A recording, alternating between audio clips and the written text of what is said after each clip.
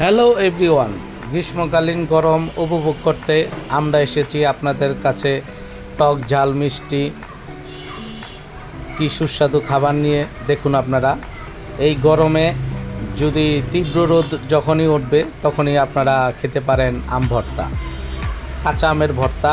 এটা আমরা কোনোটাই কিনি নাই, বলতে পারেন এক কথায় চুরি করে বিভিন্ন গাছের থেকে।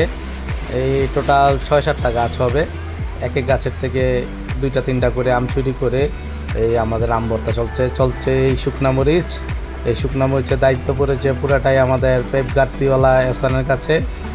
কাটাকাটির দায়িত্ব আমার কাছে কিছুটা পড়লো, কাটতে গিয়ে কিছুটা হাতে ক্ষত অবস্থা হয়ে গেছে। যাই হোক, পুরো আনন্দটাই অন্যরকম চলছে। ভাই ব্রাদার সবাই একসাথে আমরা আজকে টক ঝাল মিষ্টি এই আম ভর্তা খাবো। নাড়াচাড়া দায়িত্ব পড়লো সাদাদের কাছে।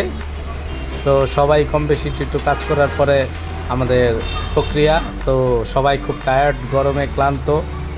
তো এখন আমাদের পরিবেশন শেষ, এখন খাওয়ার পর্ব। সবাই একটু একটু করে খাবারটা নিচ্ছে। দেখুন সবাই বিসমিল্লাহ করে সবাই শুরু করছে। তো কে কে খেতে চান এই টক ঝাল মিষ্টি আমের এই স্যুপটা নিতে? তো আমিও এখন শুরু করব। তো হয়তো অনেকের জিভে জল আসছে, নতুনত্ব।